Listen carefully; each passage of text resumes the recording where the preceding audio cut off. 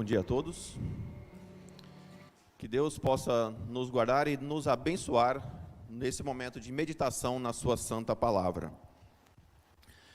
Caros irmãos em Cristo, nós termos a liberdade de expressão, a qual na verdade eu vejo assim bastante ameaçada ultimamente, termos liberdade de religião e outras garantias constitucionais, isso nos dá a oportunidade de nós questionarmos muitas coisas.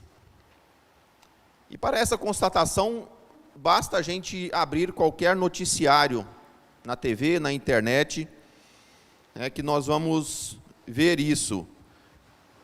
Qualquer noticiário que proporcione confiabilidade ou que não proporcione confiabilidade. E não confiáveis pela atualidade, não confiáveis são em muito maior número. Na verdade, a maior parte deixou de lado aquele jornalismo raiz, como costumam alguns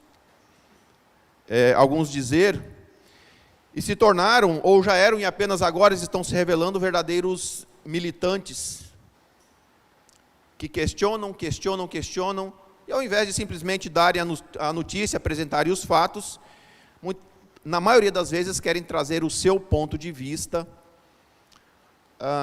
que pouca coisa traz a mais, que pouca coisa soma, ou que pouco interessa. Mas, enfim, somente para introduzir mesmo o assunto, nós temos liberdade de expressão que nos dá direito de questionar os acontecimentos. Há algo, porém, que, na minha visão, na vida espiritual, não pode, ou pelo menos não deveria ser questionado por nenhum de nós. E o que nós não deveríamos questionar? Bem, a gente vê uma palavra de Deus, a gente vê a Bíblia repleta de histórias, conta toda a história do povo de Deus no decorrer dos tempos, e sempre mostra muito claramente um Deus que é um Deus de misericórdia, um Deus que estende a mão para os seus filhos. E essa misericórdia de Deus, ela não pode, na minha visão, ou não deveria pelo menos ser questionada. Essa constatação ela fica muito bem demonstrada, ou seja, que Deus é um Deus de misericórdia, no texto do Evangelho que foi lido ainda há pouco pelo pastor Ramires. Veja vocês, Jesus e os discípulos, eles estavam exaustos, por causa do muito trabalho em atender as pessoas que iam até eles. Diz ali que eram multidões. Sempre Jesus estava rodeado de muitas pessoas. E aí Jesus chama os seus discípulos e fala, olha, vamos para um lugar um pouquinho mais afastado, vamos descansar um pouco. E eles pegaram então o barquinho e foram lá solitários. Mas havia pessoas na espreita, e viram eles partirem. E o que elas fizeram? Elas foram correndo e chegaram do outro lado antes de Jesus. Chegaram antes deles. Os planos de descansar foram por água abaixo, e quando Jesus e os discípulos chegaram, já havia essa grande multidão já esperando eles novamente. Eles estavam cansados, saíram do lugar, vamos para um lugar descansar, dormir talvez um pouco. E aí quando chegam lá, cheio de gente de novo. Decepção? Não sei. Para Jesus acredito que não, porque Jesus é o próprio Deus. Os discípulos que talvez estavam exaustos, seres humanos, decepção, quem sabe. Só que ao vê-los, diz o texto que Jesus teve misericórdia deles, mesmo cansado, com fome, compadeceu-se deles porque eram como ovelhas que não têm pastor. E Jesus, mesmo cansado, mesmo faminto, foi lá novamente atendê-los. Que demonstração de amor poderia ser maior do que esta? Como questionar a misericórdia de Deus por nós? Como questionar? Pessoas que colocam isso em dúvida, não é novidade. E isso sempre aconteceu na história da humanidade.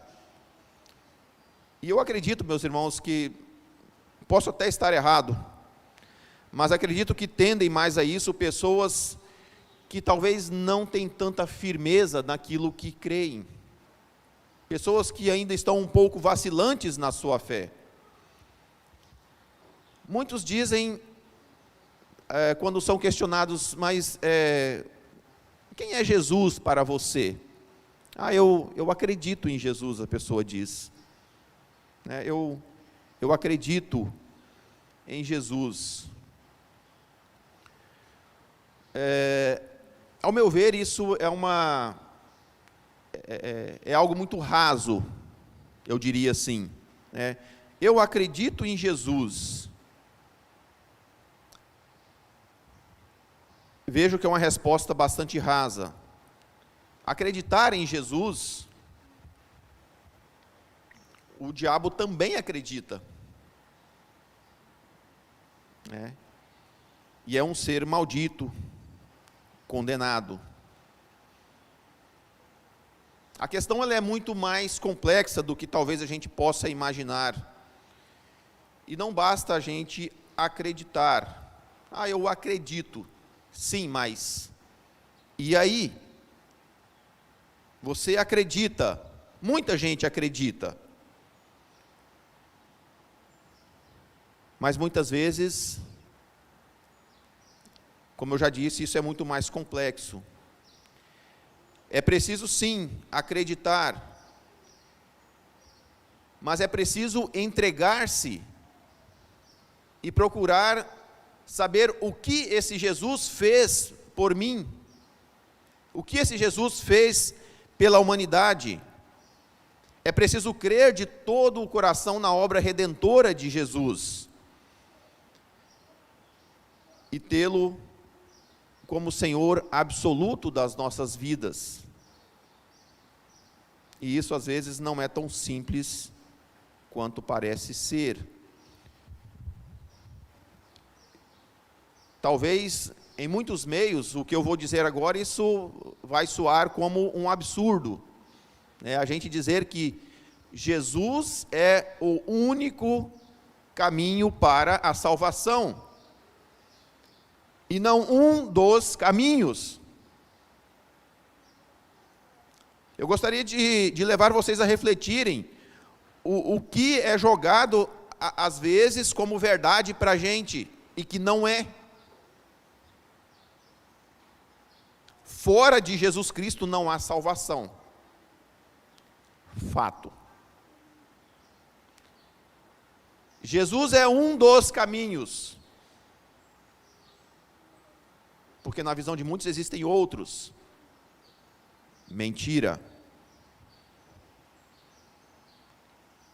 Jesus é a verdade absoluta, quer você esperneie dizendo o contrário.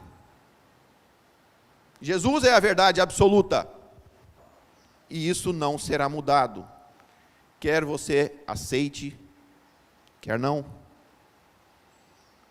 Então, meu caro ouvinte, se você não é absolutamente firme daquilo que você crê, algo precisa ser mudado na sua vida. Quem sabe, talvez você queira ter o controle de coisas na sua vida que você não tem, que você não consegue, que você não pode ter. Quem sabe você esteja também sendo como uma ovelha que não tem pastor. Pense, reflita. E eu acredito que não é bom a gente querer pagar para ver e sempre deixar para depois, depois e depois.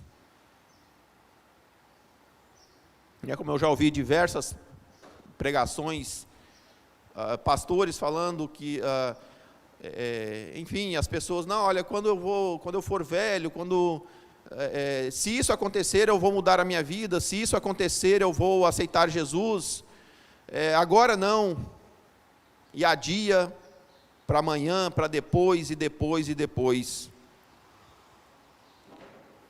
E muitas vezes pessoas assim, elas parecem querer pagar para ver, e isso não é uma boa escolha, porque depois da morte, meus irmãos, o arrependimento ele já não adianta.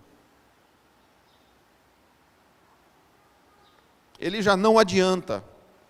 O momento da misericórdia, o momento que Deus nos oferece, o momento da oportunidade, ele é o agora.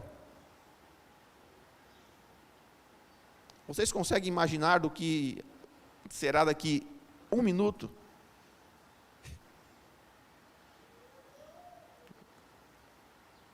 Nós não temos o controle do tempo. Nós não temos o controle dos acontecimentos em nossas mãos. Quem tem isso é Deus. E felizmente, Ele é um Deus de misericórdia. Vejam, é um Deus de misericórdia. Ele está presente em nossa vida. E essa misericórdia, ela precisa ser aceita, ela precisa ser crida. Mas quem anuncia esta misericórdia, quem anuncia a palavra, também precisa fazê-lo com todo cuidado, para que talvez a fé, que ainda esteja um pouco vacilante, que talvez não esteja tão firme, ela não seja perdida de vez. E aqui agora nós caímos no texto do profeta Jeremias, lido também há pouco. E aqui agora vem uma advertência para os maus pastores. Vejam vocês. Aqueles que permitem o rebanho dispersar. O Senhor Deus é muito claro em dizer que os castigará, né, mostrando que, assim, que além de um Deus de misericórdia, Ele é também um Deus de justiça. E quando nós trazemos o mesmo olhar do texto de Jeremias para os nossos dias, nós podemos perceber algo ainda bastante atual. Olhem ao seu redor e procurem identificar a quantidade de maus pastores que estão usando o nome de Deus para propósitos contrários à palavra de Deus. Procure identificar isso. Na verdade, os pecados, eles não mudam. São sempre os mesmos. São sempre os mesmos. O que acontece de tempos em tempos é que o diabo, astuto como é, para enganar, ele dá uma repaginada para fazer parecer bom aquilo que no interior é podre. Aquilo que no interior fede. E tudo isso é aplicado de uma forma tão sutil que na maioria das vezes não é percebida. O intuito é sempre desviar a sua atenção. O intuito é desviar a atenção. As doses do veneno, às vezes, são tão sutis, que quando acontece de ser percebido, muitos não conseguem mais voltar atrás, porque já estão envenenadas. Só para vocês terem uma ideia do que acontece, vocês lembram dos pilares da reforma luterana? Alguém gostaria de me dizer? Somente a Escritura, somente a graça, somente a fé. Aí quando você olha de lado, tem denominação vendendo água do Rio Jordão no vidrinho. Pelo menos dizem, né?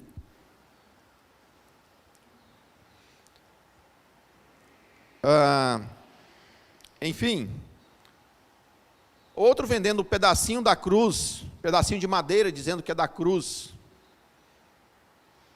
E um monte de quinquilharia.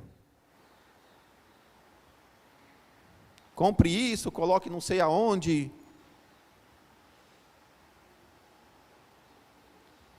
Eu pergunto para vocês, qual a diferença disto para as cartas de perdão de pecados que eram vendidas na época de Lutero? Eu mesmo respondo, não tem, na minha visão não tem nenhuma. Não tem diferença nenhuma. Só está no outro embrulho. Está no outro embrulho. Num papel de presente mais bonito. Olha, que lindo isso aqui. Compre. A atitude mercenária, enganosa, é a mesma. Há algumas semanas aqui, o pastor Alçamar comentou na mensagem a respeito dos sacrifícios pagãos da antiguidade, onde as pessoas ofereciam seus filhos a Baal, Jeremias 19:5, que eram queimados vivos, nos braços estendidos da estátua, debaixo da qual era colocado um fogo muito intenso, para fazer então o sacrifício das crianças. Atitude horrenda e diabólica, não é verdade? Quem hoje teria coragem de fazer isso com os filhos? Eu não sei, de repente, existem, de repente, talvez a gente não conheça, mas devem existir sacrifícios pagãos. Mas você olhando, de uma forma geral, quem teria coragem? Acho que ninguém. Mas talvez você leva ou já levou o seu filho para benzer, meu irmão?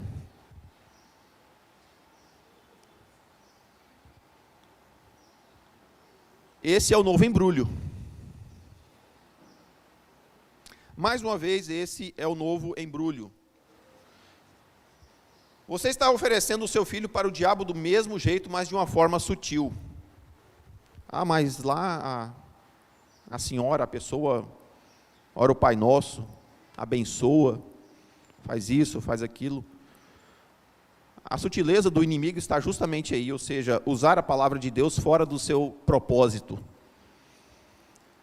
O diabo tentou fazer isso com Jesus, na tentação. E eu pergunto, por que então não faria com você? Jesus, ele tentou fazer isso com Jesus. Por que não faria com você? Pense. E mesmo diante de todos esses descalabros do mundo pecador, o olhar de Deus, apesar de tudo isso, ele continua atento. E por isso, unicamente por isso, nos é possível continuar vivendo.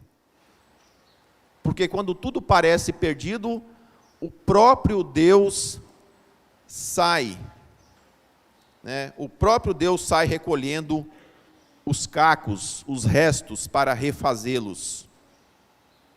Jeremias 23, 3 e 4 diz: Eu mesmo recolherei o restante das minhas ovelhas de todas as terras para onde as tiver afugentado, e as farei voltar aos seus apriscos. Serão fecundas e se multiplicarão. Levantarei sobre elas pastores que as apacentem, e elas jamais temerão nem se espantarão, nenhuma delas faltará, diz o Senhor. Olhem a misericórdia de Deus agindo. Mesmo diante de tantos pecados, olhem a misericórdia de Deus agindo. Vejam que esse Deus de misericórdia, ele não fica indiferente diante do sofrimento. Ele não fica indiferente em momento algum. E agora a gente indo para o Evangelho de novo, olha a conexão. Lá onde Jesus vê a multidão como ovelhas que não têm pastor. Então ele mesmo, de novo, começa a pastoreá-los. E para destacar ainda mais essa misericórdia de Deus, o profeta ainda reforça a promessa da vinda do Messias, a vinda de Jesus Cristo. Promessa feita ainda em Gênesis. E esse Messias é aquele que une as pessoas, que unem a mim, que une a vocês debaixo de um mesmo propósito. Esse Messias é a ponte que nos liga de novo a Deus Pai. Ele nos trouxe de volta à família de Deus. Tanto que Efésios 2, 19 e 20 afirma: assim já não sois estrangeiros e peregrinos, mas concidadãos dos santos e sois da família de Deus, edificados sobre o fundamento dos apóstolos e profetas, sendo Ele mesmo, Cristo Jesus, a pedra angular. Onde quer que se vá, meus irmãos, onde quer que se fique, Jesus ele precisa estar presente na vida da pessoa. Esta é uma verdade absoluta que continuará sendo absoluta, mesmo que muitos a neguem. Essa verdade ela não será mudada. E essa presença de Cristo na vida da pessoa, ela começa quando você, pai e mãe, traz o seu filho aqui no altar para ser batizado. E depois ela continua quando você insistentemente as traz na casa de Deus e as ensina o caminho. As ensina que elas precisam ser alimentadas na fé para que essa fé não suma, para que essa fé não se apague, para que essa chama continue acesa. Porque sem essa mesma fé, não é possível agradar a Deus. Ninguém agrada a Deus sem fé, e sem fé ninguém chegará diante dele. E me admira muito ver que muitas pessoas dão crédito a tantas coisas que leem, que questionam a existência e de quebra o próprio Deus. Me admira ver pessoas que eram dessa congregação, tantos que já se dispersaram. O que fizeram com aquilo que ouviram? O que fizeram com a verdade absoluta? Jesus Cristo, que ouviram aqui durante tanto tempo, rasgaram e jogaram fora? Dão crédito a tanta coisa, mas a palavra de Deus, não, essa não. Essa não pode. Será que o bonito é ser do contra, mesmo que isso custe a salvação da pessoa? Que Deus tenha misericórdia, e Ele tem, sorte a nossa, Deus tem misericórdia de nós, pois nós ainda vivemos o tempo da graça. Quando termina esse tempo da graça, meus irmãos? Individualmente, para cada um, quando nós partimos desse mundo, ou quando Jesus Cristo vier. Nós vivemos o tempo da graça, e esse tempo, ele é o agora. A oportunidade está à sua porta, não vamos desperdiçar. Não desperdice a oportunidade que Deus lhe dá. Deus quer lhe consolar, e Ele o faz na sua palavra. E para ouvir de novo o consolo que Deus traz na sua palavra, eu gostaria de finalizar esse momento fazendo a leitura novamente do Salmo 23. Se você quiser acompanhar com os olhos, acompanhe. Se você quiser fechar os seus olhos e para tentar meditar melhor nas palavras, eu vou fazer a leitura, então, mais uma vez, do Salmo 23, que é uma palavra de grande consolo que Deus traz para todos nós.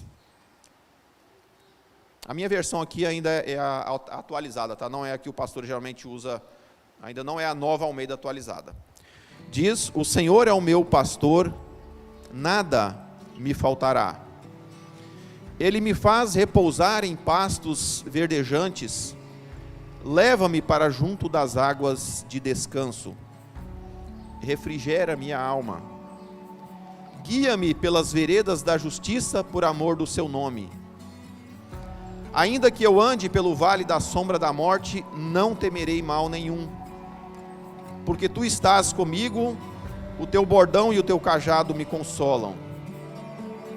Preparas-me uma mesa na presença dos meus adversários, unges-me a cabeça com óleo, o meu cálice transborda.